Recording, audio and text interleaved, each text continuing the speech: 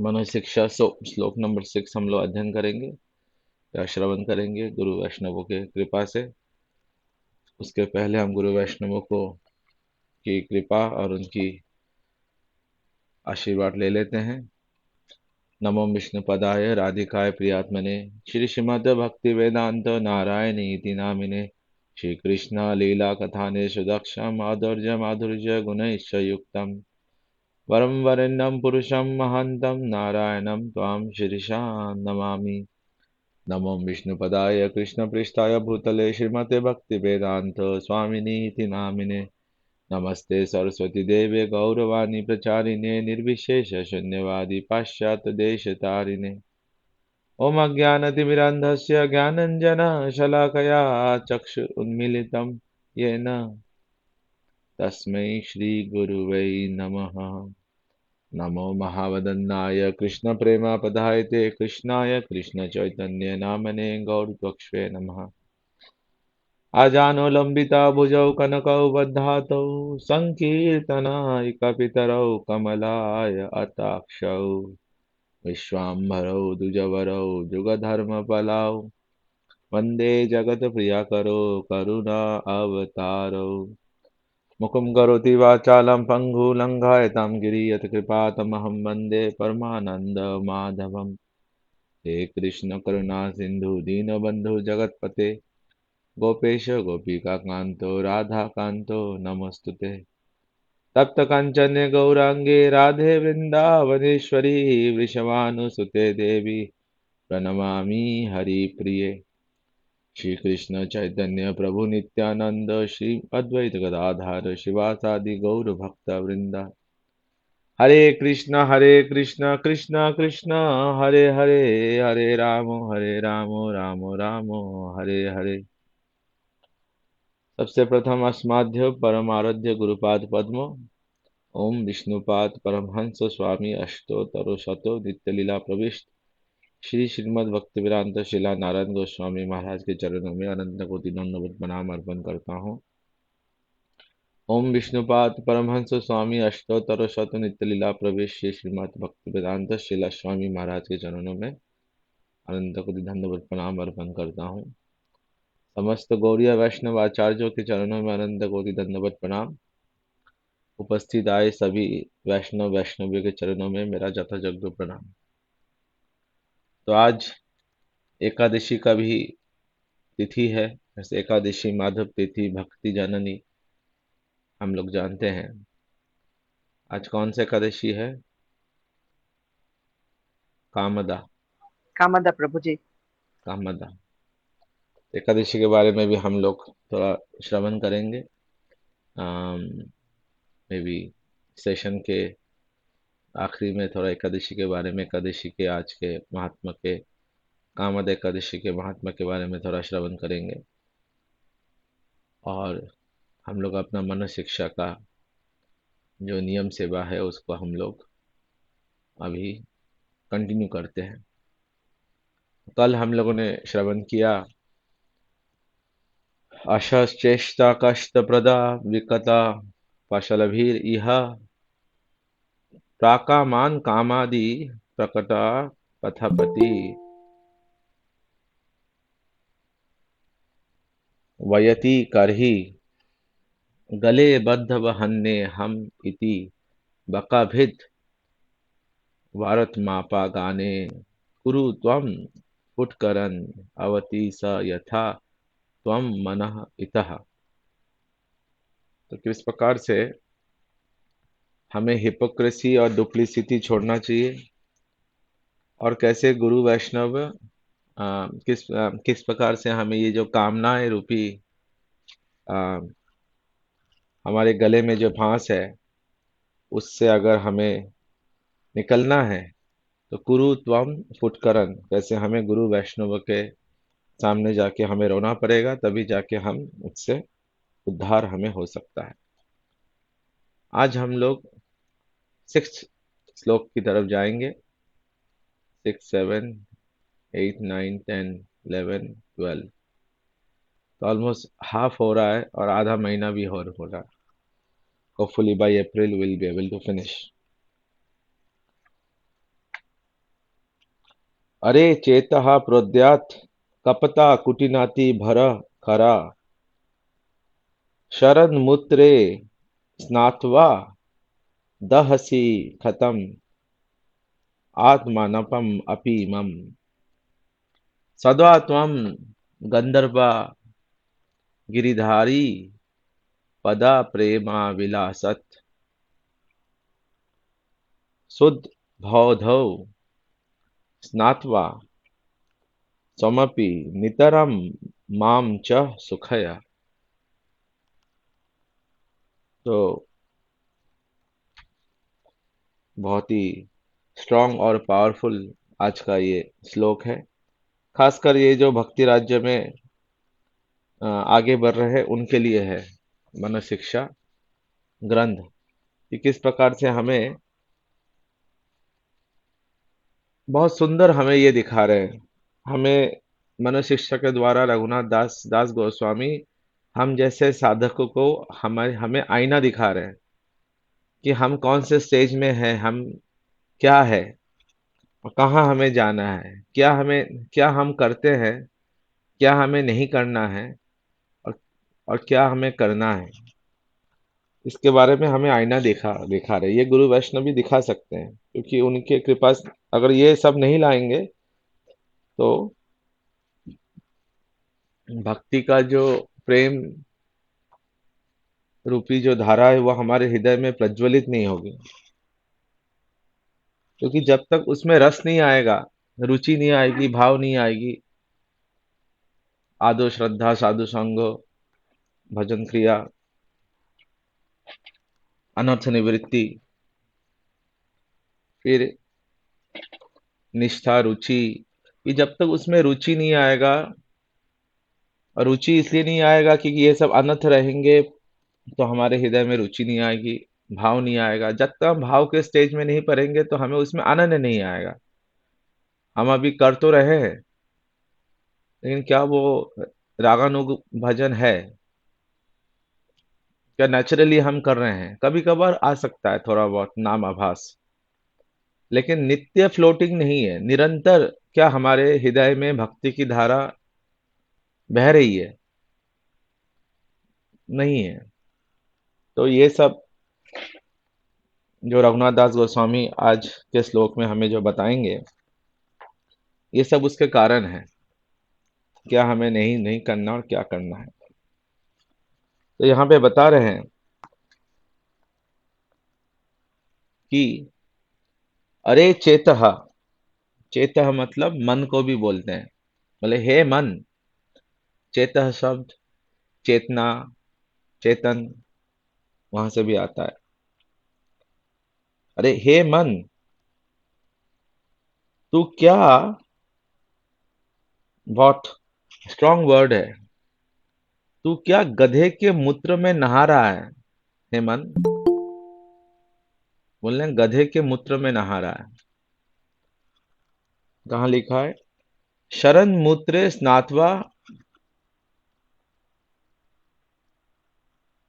शरण मूत्रे मतलब गधे का मूत्र में तू नहा रहा है। भर खरा, भर खरा, खरा मतलब गधा, भरा मतलब बहुत बड़ा गधा, एकदम एक बहुत बड़े गधे के मूत्र में तू नहा रहा है। क्यों? प्रोद्यात कपट कुटिनाति, क्योंकि तेरे में मतलब मन को, हम अपने मन को बोले ये कि तू कहाँ, हे मन तू कहाँ गधे के मूत्र में नहा रहा है, क्योंकि तेरे अंदर ये जो अ, कपट और कुटिनाति, दूसरे को ठगने का, और ये कपट है जो है, और दूसरे को ठगने का जो प्रवृत्ति है, तो उसी को समझ के दूसरे को ठग के तुझे लग रहा है कि तू बहुत बड़ा साधन कर रहा है, बहुत बड़ा भक्ति कर रहा है, ढोंग ढोंग नचा रहा है तू। और उसमें दह रहा है। स्नात्मा दहसी, उस गधे के मूत्र कोई सुंदर अमृत केली या दूध दही मधु से बना हुआ कोई सुंदर पदार्थ तो नहीं है। उसमें जो तू नहा के तू उसमें जल रहा है। और आत्मानं माम अपि त्वम, तू इस गंधर्व गिरिधारी इनके प्रेम रस में नहीं नहा के, कि ये सब तू बंद कर हे मन, और गंधर्व गिरिधारी के प्रेम रस में तू स्नान कर। गंधर्व गिरिधारी पद प्रेमा विलासत, की पद प्रेमा, उनके चरणों में जो प्रेम है गंधर्व गिरिधारी के, गंधर्व गिरिधारी, गंधर्विक का गिरिधारी मतलब श्रीमती राधा रानी।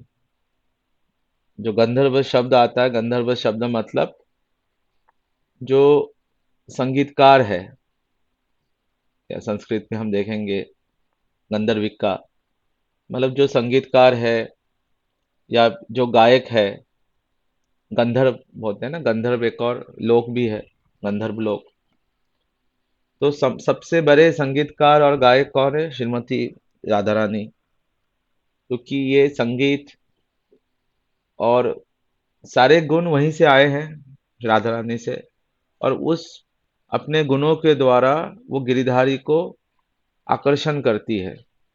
उनके पास सामर्थ्य रति है, सामंजस्य रति है, साधारण रति नहीं, समर्थ रति। पूरी तरह वो गिरिधारी को पूरी तरह अपने में वशीभूत कर लेती है, अपने सुंदर संगीत से, अपने सुंदर बोल से। उनका बोलना ही संगीत है। तो इस गंधर्व गिरिधारी के पद प्रेमा, उनका जो चरणों का जो प्रेम है, उस प्रेम में तू नित्य, तुझे नहाना चाहिए।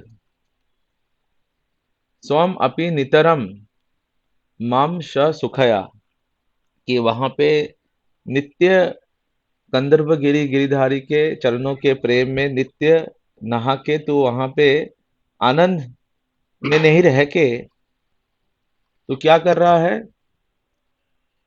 शरद मूत्रे स्नात्वा दहसी, गधे के मूत्र में तू नहा रहा है और उसमें धुलस रहा है। दहसी, दहसी मतलब जल रहा है। भर खरा मतलब बहुत बड़ा गधा, गधे के उसमें।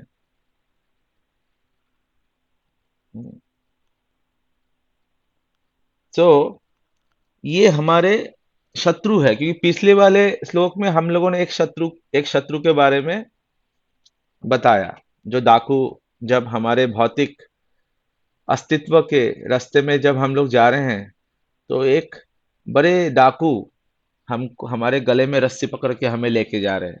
पिछले श्लोक में हम लोगों ने सुना, कामादि प्रकटा, हाँ, प्राकामान कामादि, कामादि मतलब प्रचुर परिमाण का जो काम है, उसने हमें घेर लिया है। ये हमारे शत्रु थे, पिछले श्लोक में हमने श्रवण किया। इस श्लोक में हम श्रवण कर रहे हैं कि कपट कुटिनाति। तो इसका पूरा अर्थ अर्थ ये है कि जब तक ये कपट, दूसरे को ठगने का और कपट करने का हमारे अंदर कोई आभास रहेगा, तो तब तक हमें गंधर्विका गिरिधारी के पद प्रेम विलासत, उनके चरणों के में जो प्रेम में हमें स्थान नहीं मिलेगा। अब ये कपट कैसे होते हैं, और ये हमारे भजन को एकदम से खत्म खत्म करते हैं। तो तीन प्रकार के भक्त होते हैं, भक्ति साधक होते हैं। परिनिष्ठा, स्वनिष्ठा और निरपेक्षा। जो परिनिष्ठा साधक है वो पूरी तरह से जो भक्ति के जो नियम है और जो वर्णाश्रम के नियम है उनको स्वीकार नहीं करते हैं। एकदम से उनको एकदम से छोड़ देते हैं, बोलते हैं कि हम तो बस भगवान का भजन भजन कर रहे हैं, हमें ये करने की जरूरत ही नहीं है। और जो स्वनिष्ठा भक्ति है, जो स्वनिष्ठा साधक है, एकदम पूरी तरह से एक एक करके उन नियमों को वो फॉलो करेंगे, भक्ति के नियमों को। और जो निरपेक्ष साधक है उनको इनसे कोई नहीं है, वो एकदम से त्यागी है वो। तो इन जो तीन प्रकार के साधक है, इन साधकों में ये कपटता और जो कुटिनाटी है ये भरे रहते हैं। कैसे कैसे हैं?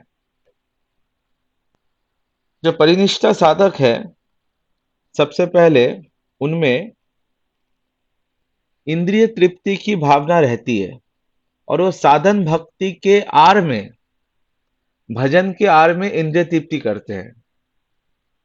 ये हमें दूसरे को नहीं देखना चाहिए, ये हमें अपने आप को देखना चाहिए। अरे चेता, हम अपने मन को बोल रहे हैं, हम लोग जो साधक है, हम कि इन भजन के आड़ में हम इंद्रिय तृप्ति करते हैं कि क्या वो वास्तव में भजन है या हम इंद्रिय तृप्ति कर रहे हैं। कुछ भी, कोई प्रसाद प्रसाद दिए, क्या हम प्रसाद में ये सोच के प्रसाद खा रहे हैं कि उसमें भगवान का अधरो अमृत उसमें मिक्स है और उस चीज को हम आस्वादन कर रहे हैं, भगवान का अधरो अमृत, वैष्णवों का कृपा उसमें है, उसके थ्रू हमारे हृदय में भक्ति भावना जारी है, या हम अपने इंद्रिय तृप्ति कर रहे हैं, उसमें स्वाद ढूंढ रहे हैं।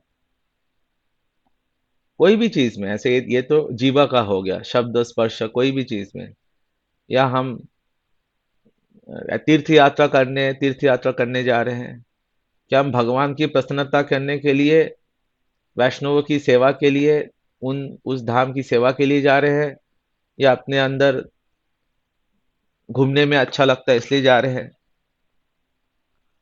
भक्ति के आरे में ये हमें अपने आप को करना है, ये हमें किसी और दूसरे पे नहीं देखना है।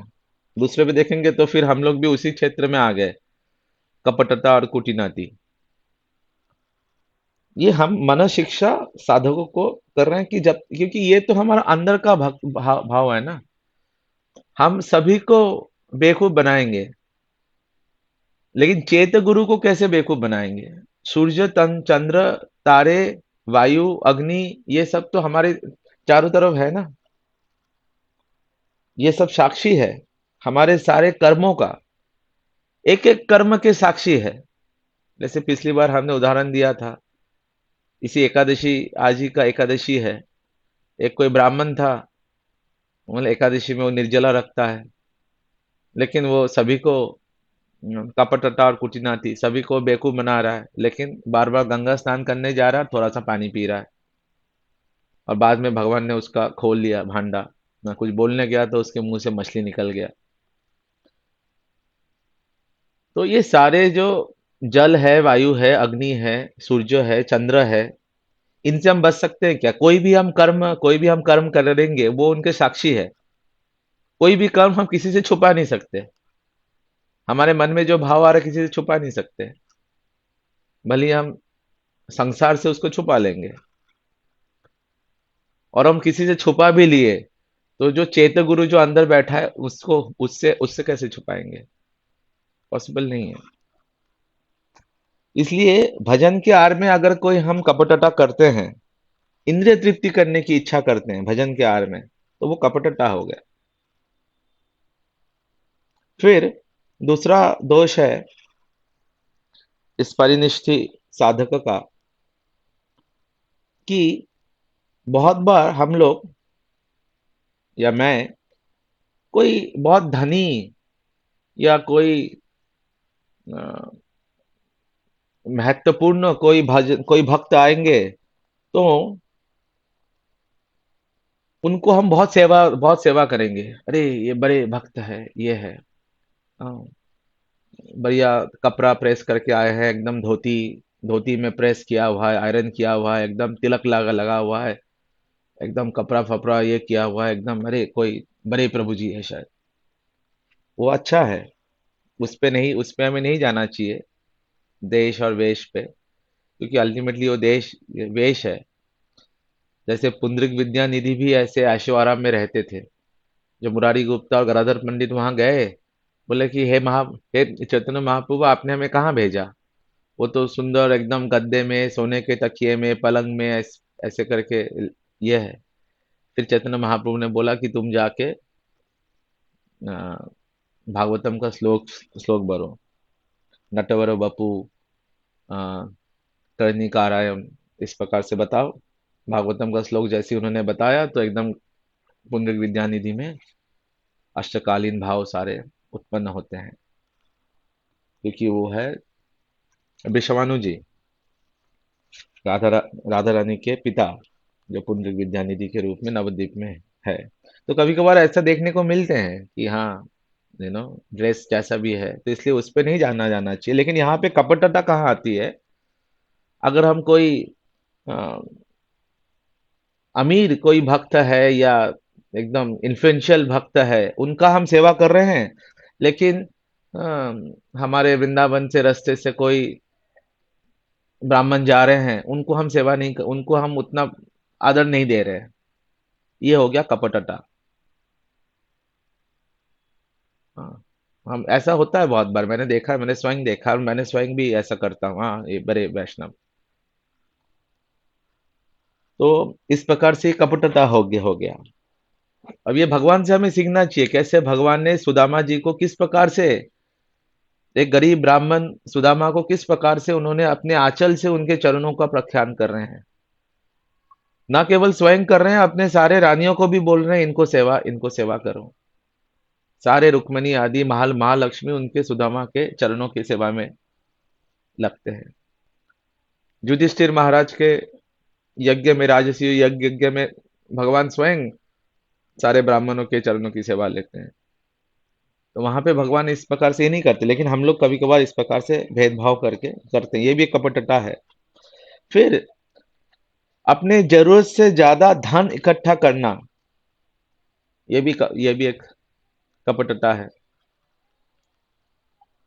ये सब कपटता है। अभी ये बहुत स्ट्रांग है, ये मन शिक्षा। कितने लोग इन मन शिक्षा को फॉलो कर रहे हैं? लेकिन जब तक हम इस मन शिक्षा को नहीं करेंगे फॉलो, तब तक भले हमारे पास बहुत धन आ जाएगा, भजन राज्य में भक्त, हम बड़े भक्त हो जाएंगे, हमारे पास बहुत धन होगा, बहुत सारा मंदिर होगा, बहुत सारा प्रॉपर्टी होगा, कैंपस होगा, लेकिन भजन राज्य में प्रवेश नहीं होगा, हृदय में भगवान नहीं आएंगे। गंधर्व गिरिधारी पद प्रेमा विलासत, ये नहीं होगा। बाकी सब हो जाएगा, और होता भी है, हम देखते भी है। तो ये सब कपटता है। बहुत कपटता है इस भजन, इसमें। ये मन शिक्षा सभी के लिए है, और हमें कैसा सचेतन रहना रहना चाहिए, उससे हमें इन्फ्लुएंस नहीं होना है। हम इस प्रकार के बहुत भक्त दिखेंगे हमें, अरे देखो ये अमुक भक्त, इसके पास अमुक करोड़ों संपत्ति, इतने सारे प्रॉपर्टी, इतने सारे ये, कितना महान भक्त। इससे हमें इन्फ्लुएंस नहीं होना है, क्योंकि हमारा लक्ष्य वो नहीं है। हमारा लक्ष्य गंधर्व गिरिधारी पद प्रेमा विलासत, ये हमारा लक्ष्य है, इसको हम ना भूले। इस रघुनाथ दास गोस्वामी के बोले, हे मन, उस गधे के मूत्र में हमें नहाना नहीं है। इस प्रकार से हम मिलेंगे हमें, हम लोगों ने देखा भी होगा। मैं तो 20-25 साल से देख रहा हूं, लेकिन that is not our objective. उस गधे के मूत्र में नहीं नहाना हमें। फिर हमें हमें और क्या दोष है? भौतिक चीजों में बहुत ज्यादा जोश दिखाना। कोई भौतिक कोई बिजनेस है, घर है, गाड़ी है, कुछ भी है, उसको लेके बहुत जोश दिखाना, बहुत उत्साह दिखाना। नहीं, अरे ये इसमें तो ये होना चाहिए, घर में तो ये होना चाहिए, बहुत। उसमें उत्साह नहीं दिखाना चाहिए हमें। उत्साह का कोई मतलब नहीं है, कोई भी भौतिक। ये इसमें उत्साह हमें, उत्साह उत्साह निश्चय धैर्य तत्व कर्म प्रवर्तमा, ये हमें भजन के संबंधित कोई चीजों में हमें उत्साह दिखाना है, निश्चय लाना है, धैर्य धैर्य लाना है। लेकिन भौतिक संबंधी इसमें उत्साह नहीं दिखाना है। जितना जरूरी है उतना उत्साह। कभी कभार हम लोग, बहुत सारे भक्त लोग ऑफिस जाते हैं, संसार में जाते हैं, तो वहां पे दिखाना पड़ता है, दिखावती उत्साह दिखाए कि बाहर के लोगों के साथ रहना है तो थोड़ा बहुत रहना पड़ेगा। लेकिन उन लोगों को दिखाने के लिए जितना जरूरी है उतना उत्साह दिखाए, उससे ज्यादा नहीं। और वो भी अंदर से गंधर्व गिरिधारी पद प्रेमा विलासत, बाहर से थोड़ा उत्साह दिखाए, ठीक है, दिखा दिया, बस हो गया, फिर अपने फिर से भजन में आ जाए। ये भी हमारा दोष है, कभी कभार हम उस चीजों में बहुत उत्साह दिखाते हैं। किसी की शादी है, कुछ भी है, जो डायरेक्टली या इनडायरेक्टली कृष्ण से लिंक लिंक नहीं है। किसी की शादी आ रहे है तो बहुत उत्साह दिखा रहे हैं, बहुत मेहनत कर रहे हैं। किसी का बर्थडे है, बहुत उत्साह दिखा रहे हैं। कोई वैष्णवों का, गुरु वैष्णवों का बर्थडे है तो अलग बात है। लेकिन भौतिक कोई अनुष्ठान हो, भौतिक कोई बिजनेस हो, या कुछ भी हो, उसमें ज्यादा उत्साह नहीं दिखाना है। फिर नेक्स्ट दोष क्या है? कभी कभार हम लोग, मतलब मैं, भक्ति के भक्ति के आड़ में, ये सब भक्ति के आड़ में करते हैं हम लोग, कि भक्ति के आड़ में हम किसी के साथ आर्गुमेंट में लगते हैं, झगड़ा करते हैं, या फिर मानो उसको प्रचार कर रहे हैं। क्या वो सही में प्रचार की भावना है? प्रचार मतलब जीव दया, कि देखो ये भक्त मेरे से भी गुणी है, इसको अगर श्री गंधर्व गिरिधारी की कृपा मिलती है, श्री गौरांग महाप्रभु की कृपा मिलेगा, तो ये भक्त कितना राधा रानी का सेवक बन सकता है या बन सकती है। ये दया की भावना, इनको गुरु वैष्णव की कृपा हो। लेकिन कभी कभार हम उनसे तर्क करते करते अपना पॉइंट को, अपने अहंकार को स्थापित करने के लिए, you know I am right, ये सब मैंने शास्त्रों में पढ़ा हुआ है, ये सब सही है, उसको स्थापित करने के लिए उसके साथ तर्क करते हैं। दया की भावना से प्रचार नहीं नहीं नहीं करते हैं। हमारे गुरु वैष्णव जब प्रचार करते हैं, दया की भावना से वो प्रचार कर रहे हैं। तो ये भक्ति के आड़ में कभी कभार हम लोग करते हैं। अभी इसमें बहुत उदाहरण है। जब रूप गोस्वामी थे, उनके साथ उनके पास रूप नारायण आए, बोले ये लो सर्टिफिकेट में लिख के दे दो कि मैं सबसे बड़ा शास्त्रों का ज्ञाता। रूप गोस्वामी इमीडिएटली उनको लिख के देते हैं, यस आप जाओ। कोई उनको तर्क वितर्क में, भौतिक इसमें लिखना ही नहीं है। बोले आप ये ले लो सर्टिफिकेट। हाँ, जबकि रूप गोस्वामी स्वयं रूप मंजरी राधा रानी के रूप के अवतार, रूप के स्वरूप, उनमें सारी विद्या तो उनके चरणों में है। जब श्री वल्लभाचार्य जी, रूप गोस्वामी जब ग्रंथ लिख रहे थे भक्ति रसामृत सिंधु, उन्होंने वहां पे पढ़ा, मुक्ति की स्पृहा पिशाचिनी, क्या श्लोक था मुझे याद नहीं, मुक्ति की मुक्ति स्पृहा पिशाचिनी यही यते, ऐसा कुछ था कि मुक्ति की इच्छा रखने वाला वो पिशाचिनी है। जब वल्लभाचार्य ने बोला कि ये मुक्ति, मुक्ति पदे, इसमें स्वयं काशी, ये सभी बड़े बड़े पराशर मुनि, ये लोग मुक्ति मुक्ति के लिए जाते हैं, आपने उस मुक्ति को, हे रूप गोस्वामी, आपने उस मुक्ति को आपने पिशाचिनी बोल लिया। तो रूप गोस्वामी ने बोला, हाँ आचार्य जी, हमसे मैं इसका शोधन करता हूँ। तो वो गए गंगा स्नान करने, फिर वल्लभाचार्य, तो उनके पीछे श्री जीव गोस्वामी जी गए।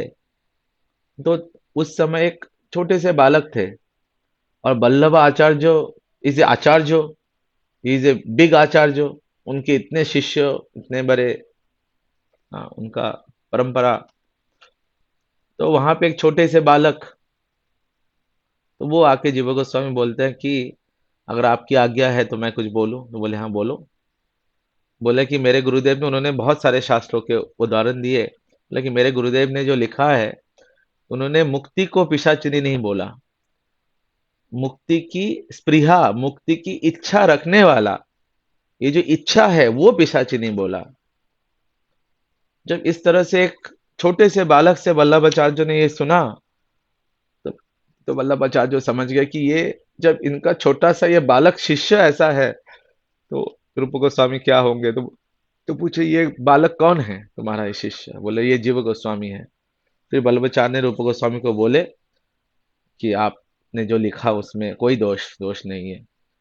और फिर रूप गोस्वामी ने फिर जीव गोस्वामी को धुतकारा और उनको थोड़े समय के लिए त्याग किया। वो लीला हम जानते हैं। लेकिन किस प्रकार से श्रीला रूप गोस्वामी भी, they don't go on illogical arguments में नहीं नहीं जाएंगे। वो अपने ज्ञान को श्रेष्ठ बनाने के लिए।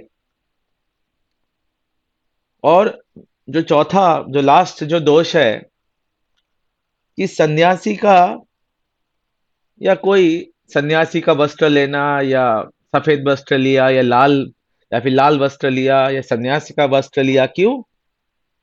प्रतिष्ठा लागिया साध्य आचार्य ने, प्रतिष्ठा को बढ़ाने के लिए। ऐसे अगेन अगेन हम लोग जानते हैं सो मेनी, अगर हम प्रचार इसलिए कर रहे हैं कि प्रतिष्ठा बढ़े, या सन्यास वस्त्र लिया कि मेरी प्रतिष्ठा होगी, मेरे अनुयायी होंगे, मेरे शिष्य होंगे, ये अपने आप को ठगा रहे हैं। और ये क्या है? शरम मूत्रे स्नात्वा दहसी, ये गधे के मूत्र में नहाने के समान है। ये गंधर्व गिरी गिरिधारी के पदम प्रेमा विलासा देने देने वाला नहीं है। अगर इस भावना से सन्यास लिया गया, वो तो सन्यास लेना नहीं हुआ, वो तो जस्ट ड्रेस लेना लेना, उस ड्रेस का कोई मतलब नहीं है। ऐसे भी कलियुग में गृहस्थ धर्म परफेक्ट है भजन भजन करने के लिए। ये भक्तिविनोद ठाकुर स्वयं बोलते हैं कि बस नासी कि बस शूद्र विप्र कोई न होय, जो ही कृष्ण तत्व वेतवा सो ही गुरु गुरु होय। ये ड्रेस तो एक्सटर्नल है। तो ये दोष है, इससे हमें बचना है। गधे के मूत्र से नहीं नहाना है। जो स्वनिष्ठ साधका है, जो बहुत सारे ये सारे दोष थे परिनिष्ठा साधक में। और जो स्वनिष्ठा साधिका है, साधक है, जो बहुत सारे नियमाग्रह नियम वगैरह पालन करते हैं, लेकिन दिखाते क्या है, मैं बहुत नियम नियम फॉलो कर रहा हूं। अंदर से वो उस भौतिक इच्छा उनके मन में लगी है, लेकिन बाहर से बहुत सारे नियम सब कुछ पालन कर रहे हैं, एक दिखावा के लिए। पूरा नियम सुबह से लेकर रात तक, सारे नियम एक एक करके, जो पंचरात्रिक विधि के नियम है। 10 बार कुल्ला करना, ऐसा कि ऐसा नहीं कि नियम पालन नहीं करना चाहिए। शुचि शौची ये तो अगर हम, ये शरीर जो है एक मंदिर है, मंदिर में 12 जगह पे विष्णु द्वार है, उसको तो स्वच्छ रखेंगे, नहीं तो हम भगवान की सेवा कैसे करेंगे। 3 बार स्नान, ये सब तो जरूरी है। त्रिसंध्या, गायत्री, स्नान आदि, नहीं तो शरीर अशुद्ध है, भगवान के उपयोगी नहीं है। लेकिन दिखावा करना इन सारे नियमों को, और फिर बहुत सारे ज्ञानी भक्त, हाँ बहुत सारे जो फिलोसोफर्स है, उन लोगों का संग संग करना, योगियों के साथ उठना उठना उठना बैठना, ये दिखाने के लिए देखो मैं कितना बड़ा साधक हूँ। ये सब उनमें दोष होते हैं। और जो तीसरे प्रकार के जो है, जो निरपेक्ष साधक है, वो जो सन्यासी है, वो ये समझना कि मैं बहुत बड़ा वैष्णव हूँ।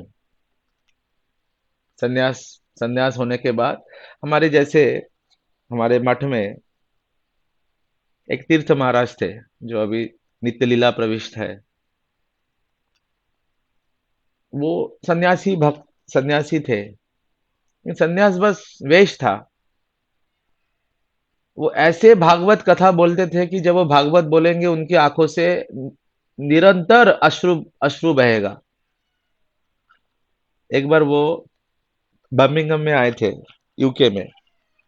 तो कोई गुरुद्वारे में उनका प्रोग्राम था।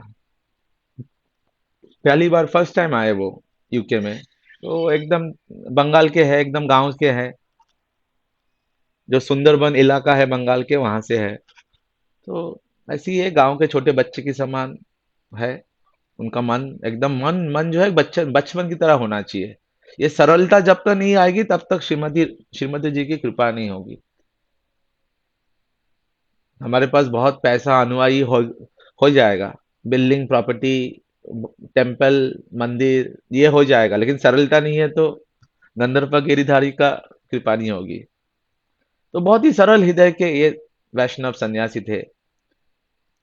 तो वहां पे गुरुद्वारे में प्रोग्राम हो रहा है, बड़ा सा हॉल है, सब लोग बड़े बड़े होटलों से आ रहे हैं। मैं भी उधर गया था तो कोई एक होटल बुक किया वहां से, सामने जहाँ पे प्रोग्राम हो रहा है उसके थोड़े कुछ किलोमीटर दूर।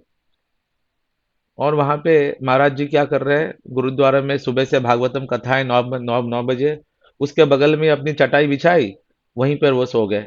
बोले मुझे कहीं होटल फोटल में मुझे इच्छा नहीं है, वहीं वहीं पर वो सो गए। और फिर दोपहर को भूख लगी तो क्या लेंगे, अपने साथ बंगाल में मुढ़ी मिलता है, मुढ़ी। तो बहुत सारे मुढ़ी लेके गए थे यहाँ से। तो दोपहर में थोड़ा बहुत मुढ़ी खा लिया और फिर वहीं पर सो गए। और सुबह सुबह उठे, अपना स्नान गायत्री आदि सारा नियम नियम सेवा करने के बाद वहीं पर भागवत कथा में बैठ गए और एकदम ऐसे भागवत बोले।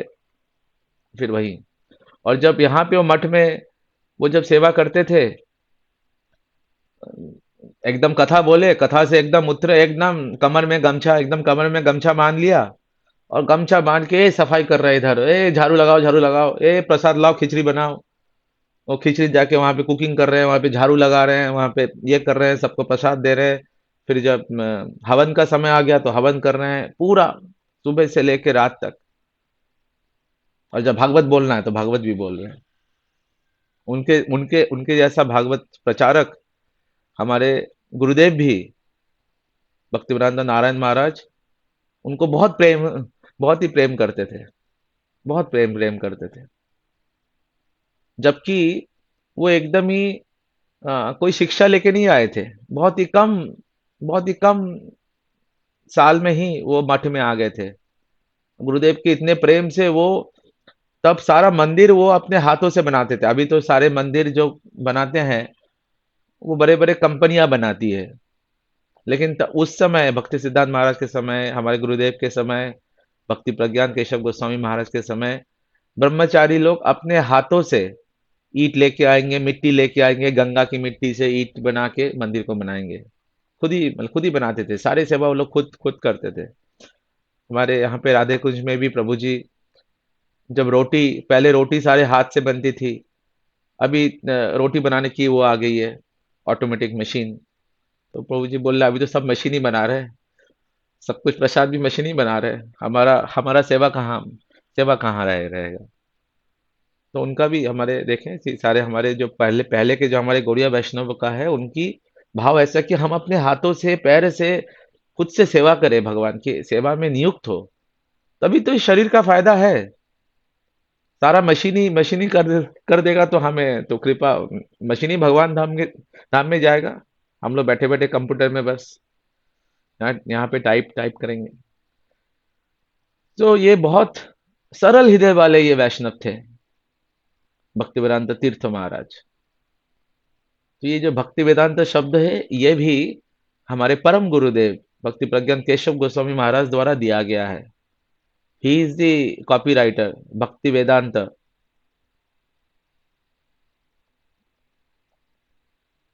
जो ये रूपन होगा भक्ति वेदांत धारा। तो इस प्रकार से सरल, अपने प्रतिष्ठा के लिए नहीं कि मैं बहुत उन्नत वैष्णव हूं, मैं वैष्णव हूं, मैं ऐसे बैठूंगा, शिष्य नीचे बैठेंगे, सब मेरे ये करेंगे, ऐसे वो तो शिष्यों का वो कर्तव्य है। लेकिन सन्यासी ये सब ये सोच के ये नहीं करता है, सन्यास धर्म नहीं करते। सो और सन्यास लेके कि बाकी अधम है, मैं सन्यासी हूँ। अभी अभी भी हमारे मठ में देखो, मैंने देखता भी, मैंने 1 साल पहले भक्तिवेदांत बामन भक्तिवेदांत बन महाराज को मैंने वहां पे प्रणाम किया। महाराज जी भी प्रणाम कर रहे हैं। मैंने, महाराज जी आप तो सन्यासी है। उनके, हमारे सारे गौड़िया वैष्णवों में बहुत उनका सरल हृदय रहता है। वो भगवान की सेवा के लिए सन्यास ले रहे हैं। और हमारे भक्ति सिद्धांत महाराज भी, वो अपने सारे शिष्यों के, अपने अंतिम में सारे शिष्यों के सामने हाथ जोड़ रहे हैं, बोले मैंने सभी गुरु बनाए, आप लोग सब गुरु है, किसी को शिष्य के रूप में नहीं देख रहे हैं। इतना उनका विनम्र भाव।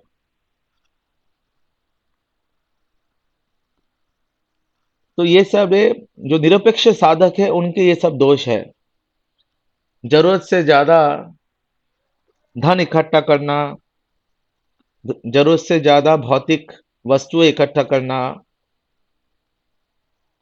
और साधन के, भजन के आड़ में स्त्री संग करना, भजन के आड़ में, ये सब धोखा देने वाले, ये सब गधे के मूत्र में नहाने वाले हैं।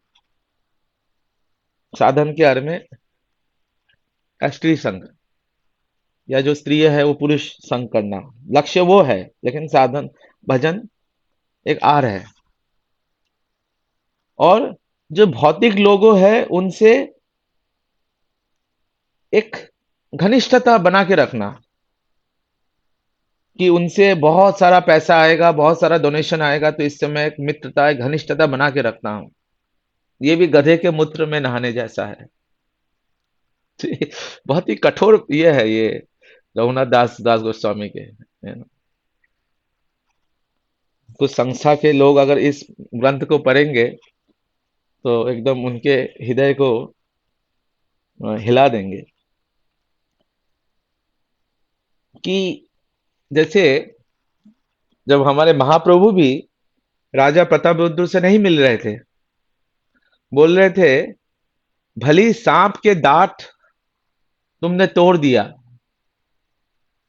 सभी ने बोला राजा प्रतापरुद्र भक्त है, ये है। बोले कोई बात नहीं, अगर तुमने सांप के दांत भी तोड़ दिए, फिर भी सांप आएगा तो सांप से डर तो लगेगा। कि भले ही एक राजा भक्त क्यों ना हो, वैष्णव क्यों ना हो, फिर भी उससे दूर रहना चाहिए। ऐसा महाप्रभु ने अपने जीवन चरित्र से दिखाया, स्त्री से और जो राजा है उनसे। वो तो रथ यात्रा के समय जब महाप्रभु अपने बाहिर दशा में थे, अंतर दशा में थे, तो उस समय राजा प्रतापरुद्र ने भागवतम का गायन करके फिर महाप्रभु की कृपा प्राप्त प्राप्त की। लेकिन तो इस ऐसा जो इंटेंशन है कि भौतिक लोगों से मैं एक बना के रखूंगा, क्योंकि इससे बाद में मुझे डोनेशन आएगा, बाद में इनसे मुझे ये आएगा, ये भी गधे के मूत्र के समान, नहाने के लिए समान है। हाँ, हमेशा ये चिंतन रखना कि बहुत धन आएगा, बहुत सारा धन आएगा, और इस भजन के आड़ में ये सब। क्योंकि हमारा जो लक्ष्य है, कृष्ण भक्ति कल्ले सर्व कार्य कृतो है।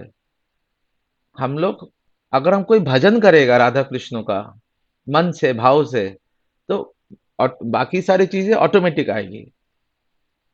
उन सब चीजों को के पीछे हम जाएंगे तो ना माया मिलेगी ना राम।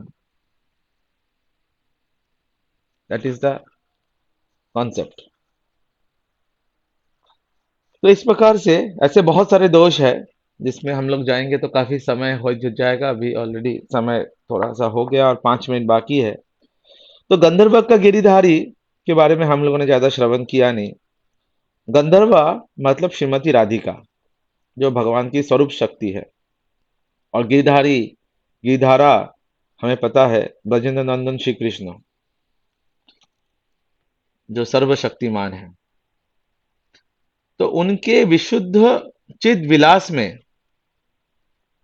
हमें यहाँ पे नहाने के लिए बताया गया है।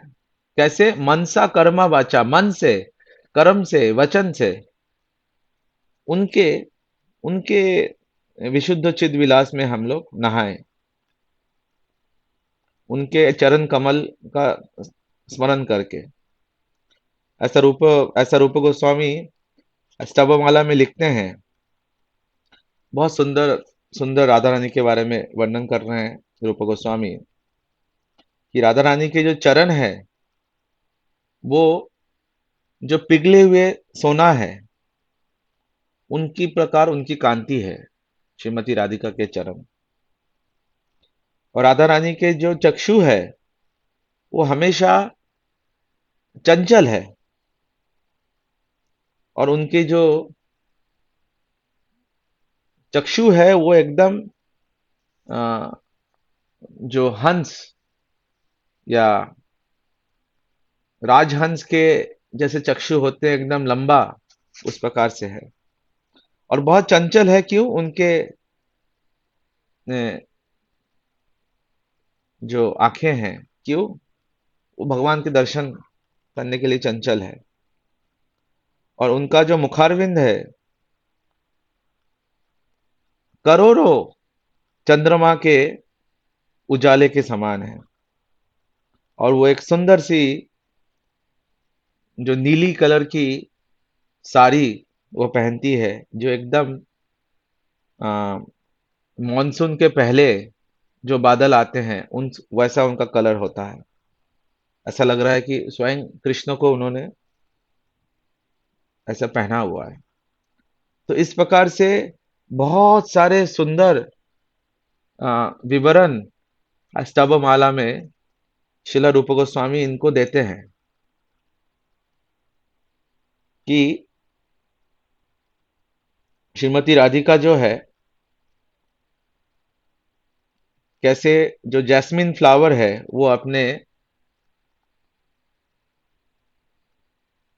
बालों में उन्होंने लगाया हुआ है, और उनके जो सुंदर सुंदर चरण है उसमें नाना प्रकार के अलंकार, हीरे मोती इत्यादि वो सब लगे हैं। तो इस प्रकार से स्तवमाला में बहुत सुंदर हम लोग कभी विस्तार से, जब हमारा ऐसा अधिकार होगा, तो स्तवमाला ग्रंथ में, जो कि एक कविता के समान है, बहुत सुंदर रूप गोस्वामी उस ग्रंथ में इस गंधर्व गिरि गिरिधारी पदम प्रेमा विलासत, इनके बारे में बहुत विस्तार से वो विवरण करते हैं। तो आज हम लोग यहीं पर रुकते हैं। अम, श्रीमती राधिका के और इस गिरिधारी का जो पद प्रेम है उनके बारे में बहुत सुंदर वर्णन है। मे भी कल हम लोग थोड़ा सा उसमें हम लोग जाएंगे। आज हमें क्या क्या नहीं करना चाहिए, क्या दोष है, उस पे आज हमने फोकस किया। कल हम लोग शुरू करेंगे जो रूप गोस्वामी के स्तवमाला से कुछ सुंदर सुंदर जो उनके काव्य है उनको उनको हम लोग थोड़ा सा पढ़ेंगे, और फिर हम लोग आगे बढ़ेंगे। तो आज के इस मनुष्य शिक्षा के 6th श्लोक में किसी का कोई टिप्पणी है, कोई प्रश्न है, तो अवश्य बता सकते हैं। हरे कृष्ण प्रभु जी। हाँ दीदी बोलिए। प्रभु जी, जो आपने भक्त की जो 3 स्टेजेस बताई, वो कनिष्ठ, मध्य और उत्तम अधिकारी जैसे, मतलब वही चीज है? नहीं, ये हमने बोला कि नहीं। ये जो 3 प्रकार के भक्त है वो कनिष्ठ, मध्यम, उत्तम अधिकारी, या उसमें भी स्टेजेस है, कनिष्ठ मध्यम, मध्यम उत्तम। हाँ, तो कनिष्ठ मध्यम उत्तम, दैट इज डिफरेंट। जो हमने आज भक्ति के जो 3 स्टेजेस बताई, ये 3 स्टेजेस नहीं है, ये 3 प्रकार के साधक है। परिनिष्ठा, स्वनिष्ठा और निरपेक्षा। परिनिष्ठा मतलब जो भजन के या जो वर्णाश्रम धर्म में या पंचरात्रिक विधि में जो पूजा पाठ के नियम है उनको फॉलो नहीं करते हैं। बोलते हैं हम तो हरि का भजन करते हैं, ये सब नियम हमें फॉलो नहीं करना। और जो स्वनिष्ठा है वो उन सारे नियमों को बहुत कठोरता से फॉलो करते हैं, जो पंचरात्रिक विधि है। हाँ। और जो निरपेक्ष साधक है वो तो सन्यासी है। तो ये जो तीन प्रकार के साधक, और ये जो तीन प्रकार के साधक होते हैं, एक जो नियम को फॉलो करते हैं, एक जो नियम को नहीं फॉलो करते हैं, और जो निरपेक्ष साधक है, इन तीनों में इस प्रकार के दोष आ सकते हैं। और अगर वो इस प्रकार से, जैसे हम लोगों ने सुना, कपटता, कुटिनाटी, अगर उन इन इन सारे तीन, ये जो तीन प्रकार के भक्त है, साधक है, इन तीन प्रकार के साधकों में अगर ये कपटता आती है तो वो गधे के मूत्र से नहाने के बराबर है, जिससे दहसी, शरम मूत्रे स्नात्वा दहसी, जिसमें बहुत जलना होता है। तो वो हम लोगों ने श्रवण किया। अच्छा प्रभु जी, तो फिर जो साधकों की स्टेजेस है और जो कनिष्ठ के, वो मतलब एक तरह से वैष्णव की स्टेजेस है ना? करेक्ट, हाँ। जो कनिष्ठा, मध्यम, उत्तमा है, वो वैष्णवों के स्टेजेस है। वो जैसे हम लोग भी अभी, जैसे मैं अभी कनिष्ठ स्टेज में हूँ अभी। जैसे जो मध्यम भक्त है, और जो उत्तम उत्तम अधिकारी है, जैसे हमारे गुरुदेव भक्तिवेदांत स्वामी स्वामी महाराज, भक्तिवेदांत नारायण महाराज, हमारे सारे गुरु वर्गो आचार्य, ये लोग जो उत्तम भक्ति के श्रेणी में है, वो कोई जीव में, अ, हर एक जीव में वो भगवान को ही देखते हैं। ये भगवान का ही दास है, ये भगवान का ही सेवक है।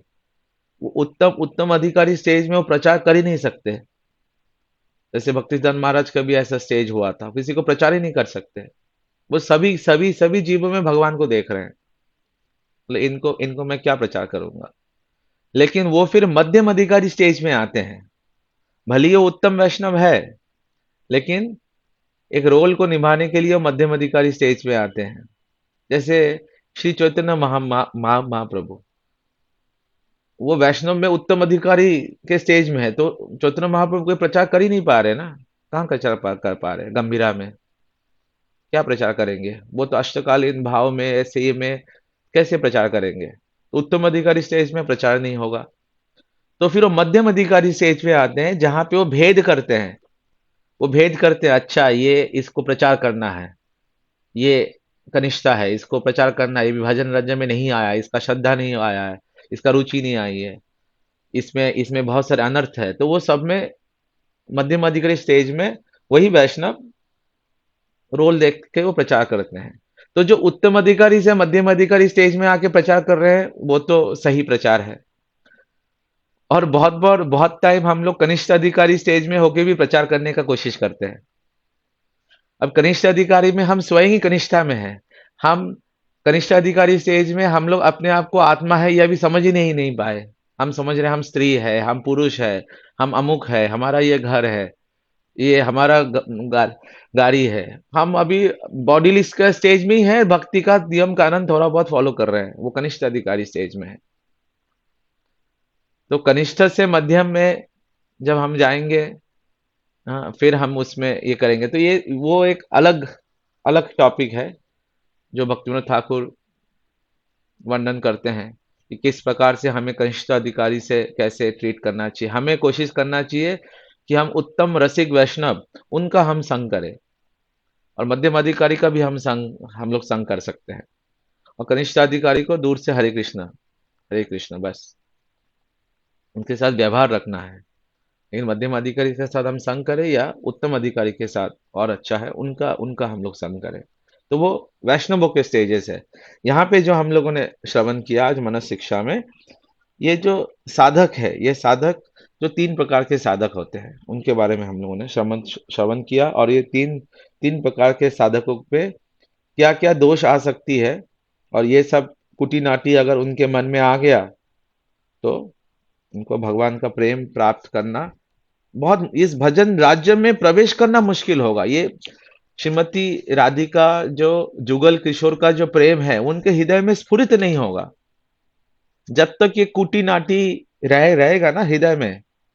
ये हिपोक्रेसी एक ऐसा चीज है, महाप्रभु ने भी बताया कि उन्होंने जगाई मदाई पे भी कृपा की, जो मांस खा रहे उन पे भी कृपा होगी, लेकिन अगर किसी के मन में ठगाने की इच्छा है, हिपोक्रेसी है, कुटी नाटी है, महाप्रभु चैतन्य महाप्रभु की कृपा उसमें नहीं होगी। अंदर से कुछ और, बाहर से कुछ और। तो ये राधा कृष्ण की जुगल लीला हृदय में स्फुरित नहीं होगी जब तक हमारे अंदर दोष रहेगा। हाँ, और कौन कौन सी लीला है, जैसे निकुंज लीला है, तरह तरह की लीला है, अष्टपहर की लीलाएं है, ये सब हमारे हृदय में स्फुरित नहीं होगा, रुचि नहीं आएगी, भाव में नहीं आएगा, हमारे आंखों से पानी नहीं आएगा, रोमांच कंपन नहीं होगा, नयनन गदगद रुग्धा गिरा, ये सब नहीं होगा जब तक इस गधे के मूत्र में हम नहाते रहेंगे। तो रुचि नहीं आएगी, ये नहीं आएगा, तो हम ऐसी ही भक्ति जैसे है वैसी करेंगे, एक मशीन की तरह। वृद्धि नहीं होगी भक्ति में, प्रगति नहीं होगा। तो ये उसका सारांश है। ओके प्रभु जी। बहुत ही कठिन सब्जेक्ट है, लेकिन धीरे धीरे हम लोग श्रवण करते रहेंगे तो हम लोग धीरे धीरे इसमें बढ़ेंगे। लेकिन ये मन शिक्षा बहुत जरूरी है था कि हम लोग आगे जाके कभी भी ऐसा स्टेज, अगर हमारे मन ऐसा जा रहा है तो बोले नहीं, हमें रघुनाथ दास गोस्वामी ने इस प्रकार की शिक्षा दी हुई है, तो हमें नहीं करना है, कपटता नहीं करना। अगर किसी को, जैसे हम ही लोगों ने यहाँ पे सुना, यदि छेर अवसाम ब्रजभूमि स रगाम प्रतीर जनूर, अगर ब्रजभूमि में सा रगम प्रतीर जनूर, अगर ब्रजभूमि में राधा कृष्ण की सेवा प्राप्त करने की इच्छा अगर मन में है, तो ये सब हटाना पड़ेगा हमारे हृदय से।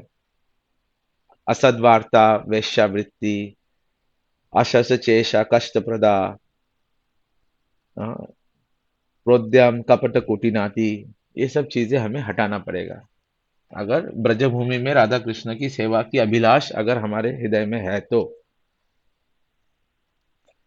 आज समय ज्यादा हो गया, किसी और भक्त का कोई टिप्पणी है, प्रश्न है तो बता सकते हैं। हरे दो चार कृष्ण मिनट। प्रभु जी। हाँ बोलिए दीदी। प्रभु जी, ये मन शिक्षा खत्म होने के बाद एक एक दिन आप अष्टकालीन जो लीलाएं हैं वो थोड़ा बोलेंगे क्या, हाँ मतलब जरूर। एक्सप्लेन एक करेंगे क्या? एक कृष्ण भावनामृत ग्रंथ है, उसमें भी वर्णन है, बहुत सारे ग्रंथों में वर्णन है। अम, एक प्रभुरानंद सरस्वती ठाकुर का एक पुस्तक है, शायद अजय देव प्रभु को ज्ञात होगा। प्रभुरानंद सरस्वती ठाकुर पाद का एक पुस्तक है, उसमें उसका बहुत सुंदर वर्णन है, बहुत सारे या ग्रंथ है। संगीत माधव भी है उनका। हाँ, संगीत माधव है, लेकिन हम गोविंद लीलामृत से कर सकते हैं। That's nice book. Govinda Lilamrita तो बहुत कृष्णदास कविराज गोस्वामी का चैतन्य चैतामृत लिखने के पहले गोविंद लीलामृत उन्होंने लिखा है, लेकिन गोविंद लीलामृत देखते हैं करेंगे कि नहीं, उसमें से क्योंकि वो मेन तो, मेन पॉइंट ले लेंगे। हाँ मेन नहीं पढ़ेंगे, तो वो सब कुछ एक नहीं हमारे, पढ़ेंगे। हाँ, गुरु जी का एक बुक है, वो छोटा सा, वो संकल्प कल्पतरुम, विश्वनाथ चक्रवर्ती ठाकुर का। हाँ वो कर दैट्स नाइस सकते हैं। बुक। और उसमें एंड में क्या है, वो एक दिन में भी कंप्लीट भी हो जाएगी, वो एक दो दिन में। और उसमें मीन्स बहुत डीप भी नहीं है, और बहुत अच्छे से उन्होंने विवरण दे रखा है। बहुत अच्छी बुक है वो। हाँ, that's nice book. Govinda Lilamrita बहुत सुंदर ग्रंथ है, लेकिन उसके लिए थोड़ा सा मूड में, भाव में आके एकदम भजन सब कुछ छोड़ छाड़ के, हृदय में सारा कपटता कुलितता सब छोड़ के एकदम स्वच्छ भाव से आएंगे तो बहुत सुंदर लगेगा। लेकिन आज मैं वही है, मॉर्निंग में सोच रहा था आपको बोलने की, हम वृंदावन महिमामृत बुक शुरू कर सकते हैं। वृंदावन महिमामृत बहुत सुंदर। या दैट्स नाइस बुक। मीन्स अब वो वृंदावन में क्या निष्ठा है, उनसे क्या है भक्तों को निष्ठा मिलेगी, वृंदावन के प्रति श्रद्धा निष्ठा। बहुत सुंदर। तो अभी तो हम लोग सिक्स श्लोक तक आए हैं, और भी 6 श्लोक बाकी है। तो बहुत बहुत धन्यवाद, आप लोग रात तक भी हमारे साथ जुड़े रहे प्रभु जी। हाँ बोलिए। हाँ प्रभु जी, बस एक लास्ट क्वेश्चन है, सॉरी बहुत रात हो गया, लेकिन बोलिए। प्रभु जी आपने जो अभी ये 3 तरीके मतलब जो डिस्क्राइब किया, वो भी किसी पुस्तक या ग्रंथ में हमें मिल सकता है क्या, ताकि थोड़ा पॉइंट हमें याद रहे? क्योंकि जैसे अभी आपने बोला थोड़ा तो याद रखने का ये तो कोशिश मैंने कर रही गुरुदेव के थी, बुक लेकिन से उतना बोला, याद नहीं रहेगा। ये तो गुरुदेव के बुक से अच्छा। बोला, लेकिन इसका समराइज करके मैं व्हाट्सएप में भेज देता हूँ। हाँ प्रभु जी, तो बहुत हेल्पफुल होगा। थैंक यू प्रभु। अवश्य। तो सभी का बहुत बहुत धन्यवाद, काफी लेट तक आप लोग रहे। कल हम लोग फिर इसको हम लोग कंटिन्यू करेंगे। अच्छा, एकादशी का कुछ श्रवण करना था जयदेव प्रभु, अगर आप छोटा सा कुछ एकादशी के बारे में कुछ होगा तो बताएंगे तो अच्छा रहेगा, सभी लोग उसकी महिमा सुनेंगे। ओके, 5 मिनट बता दीजिए। हाँ। या आज जो एकादशी है वो है कामदा एकादशी। एकादशी की आज की कथा वरा, आज मैंने मॉर्निंग में पढ़ी थी। वरा पुराण में युधिष्ठिर महाराज कृष्ण जी से पूछते हैं ये कथा कि ये जो कामदा एकादशी है इसके बारे में आप बताइए। तो कृष्ण जी जो युधिष्ठिर महाराज जी को ये कथा बता रहे हैं कि चैत्र माह की शुक्ल पक्ष में जो ये जो एकादशी आती है वो कामदा एकादशी अगर जो भी व्यक्ति आज के दिन अगर निराहार रहकर एकादशी करता है तो उसकी सब प्रकार की कामनाएं पूर्ण होती हैं। मीन्स जिसको पुत्र प्राप्ति, धन प्राप्ति या संसारिक भौतिक इच्छाएं और उसके अलावा और प्रकार की कामनाएं होती हैं। अगर वो भक्त है, वैष्णव है, तो वो वैष्णव जो है ये एकादशी देवी के भक्ति प्रदायिनी है। भक्ति ठाकुर जी द्वारा जो कीर्तन है शुद्ध भगत आचार्य रेणु भजन अनुकूल, उसमें जो भक्ति प्रदायिनी जो एकादशी देवी हैं वो बहुत आसान से, बहुत सरलता से वो भक्ति मिल जाती है अगर आज के एकादशी। क्योंकि आज काम मतलब जरूरी नहीं कि हमारी कामनाएं संसारिक भौतिक कामनाएं भी होती हैं। एक भक्त की इच्छा होती है कि हम भगवान की सेवा करें, एक भक्त की इच्छा होती है कि हम भगवान का दर्शन करें, भक्त की इच्छा होती है कि हम भगवान के मंदिर में जाएं। आज मॉर्निंग में मैं कीर्तन सुन रहा था, उसमें कीर्तन में वो बताया जब रस खान जब वृंदावन आए थे, तो रस खान ने जब वृंदावन आने से पहले ही जब वो उन्होंने जब एक भागवतम में कृष्ण लीला सुन रहे थे, कृष्ण लीला सुनते सुनते उसमें भाव आया कि कृष्ण ऐसा कौन है। तब उन्हीं का चिंतन करते करते उन्होंने देखा कृष्ण लीला में, वो चिंतन करते करते कृष्ण लीला उनको स्फुरण होने लग गई। स्फुरण में उन्होंने देखा कि वो वृंदावन में रहते हैं और वो गाय चराने गए हुए हैं। तो उसको देख के उनके मन में भाव आया, अरे वो कैसी माता है। मतलब उनके मन का जो भाव है कि ये जो छोटा सा बालक है वो जंगल में गाय चराने आया, उनके पैरों में जूते भी नहीं है। तो उसने कहा अरे मैं इनको जूते पहनाऊंगा। तब वो घूमते घूमते जब वो वृंदावन आया, किसी से पूछा कि कृष्ण कहाँ रहते हैं। वृंदावन में किसी ने बता दिया बांके बिहारी मंदिर के पास, मतलब वो बांके बिहारी मंदिर ही कृष्ण का घर है। तो जब रस खान जब बिहारी जी मंदिर आया तो जूते लेके आया, पुजारियों से बोला कि मुझे मंदिर में जाना, जूते पहनाना कृष्ण को। सारे पुजारी गुस्सा हो गए, उस पर बोले भाग जाए, यहाँ पे क्या करेगा। तो वो जूते लेके बैठा रहा रात भर तक। रात को जब सब पुजारी आई चले गए, मंदिर बंद हो गया, तब से कृष्ण जी ने अपने आप गेट खोला, उनका अपने आप गेट खुल गया और रस खान ने उसको जूते पहना दिए। और जूते पहनाने के बाद वो अपने आप मंदिर बंद हो गया, वो बाहर आके बैठ गया। जब पुजारी सुबह मंदिर खोलने आया, सुबह मंदिर खोलने के बाद उन्होंने सब पुजारियों को बोला कि देखो कृष्ण जी ने जूते पहन लिए। उन्होंने कहा ये तो पागल है, कैसे बोल रहा है, मंदिर बंद है, कैसे पहना दिए होंगे। जब मंदिर खोल के देखा तो कृष्ण जी ने जो रसखान द्वारा जूते हैं वो पहन रखे थे। तो ऐसी रसखान जो हमारे वृंदावन में स्थित मंदिर है सेवा कुंज में, उसमें भी आया। तो एक भक्त की जो इच्छा होती हैं वो इच्छाओं को भी पूर्ण करने वाली है एकादशी देवी। जरूरी नहीं भक्त की इच्छा मीन्स भक्त की इच्छा भगवान की सेवा करना होती है, और भक्त की बहुत प्रकार की इच्छा कि हम ठाकुर जी हमसे स्नेह करें, हमसे बात करें। जैसे ठाकुर जी कुम्भन दास जी के पुत्र चतुर्भुज दास उनसे प्रतिदिन रोज बात करते थे, पालने में खेलते थे। तो अष्ट साहब के महाकवि उससे रोज प्रतिदिन बात करते थे। तो ऐसी जो इच्छाएं हैं वो एकादशी देवी पूर्ण करती हैं। और आज की जो कथा है वो थोड़ा संक्षेप में बता देता हूँ। नागलोक में एक पुंडरीक नामक राज्य रहता था, जो पाताल लोक में नागलोक है। उसमें वो राजा के जो गंधर्व हैं, जो हैं अप्सराएं हैं, तो एक नागनी जो अप्सरा ललिता नाम की जो है वो वहाँ पे उनका नृत्य गान कर रही थी और गान गा रही थी। लेकिन उसने गान में थोड़ा गड़बड़ी कर दिया, क्योंकि वो किसी और दूसरे नाग को देखने लग गई थी। तो दूसरे नाग ने जाके राजा को शिकायत लगा दी इसकी कि जो ललिता गा रही है वो किसी दूसरे पुरुष को देख रही है और वो देखते देखते आपके जो उसमें है संगीत में बाधा दे दिया है। तो उस पुंडरीक नामक राजा ने उसको शाप दे दिया कि तुम जाकर राक्षसी बन जाओ, जो नरभक्षी राक्षसी होती हैं। तो वो नरभक्षी राक्षसी बन गई और यहाँ घूमती रही विंध्याचल पर्वत पे। तो विंध्याचल पर्वत पे एक समय उनको श्रृंगी ऋषि का दर्शन हुआ। तब श्रृंगी ऋषि ने बताया कि तुम ये जो एकादशी व्रत जो है, आज का जो व्रत बताया उनको कि तुम इसको व्रत को अगर पालन करोगी तो तुम इस शाप से मुक्त हो जाओगे और तुम्हारी जो भी कामनाएं होंगी वो पूर्ण होंगी। तब उन्होंने ये आज के दिन ये व्रत किया और वो उनको अपनी जो राक्षस योनि से जो है उसको मुक्ति मिली और स्वर्गलोक गई उसके बाद वो, और उसकी जो इच्छाएं मन में जो कामना थी कि मेरा शरीर छोड़ के मेरे को स्वर्गलोक मिल जाए, वो उसकी पूर्ण हुई। तो ये आज का जो कथा है एकादशी देवी कथा है।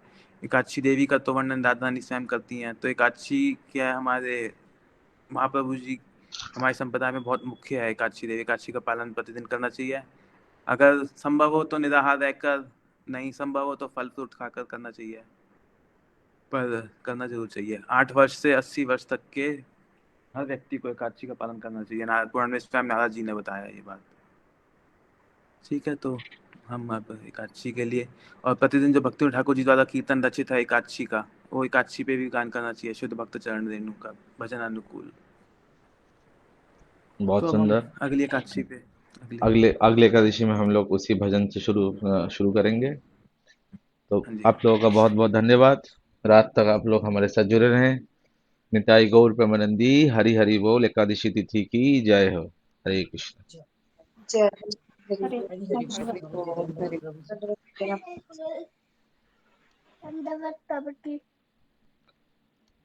हरी हरी बोल प्रभु जी, धन्यवाद। हरे कृष्ण।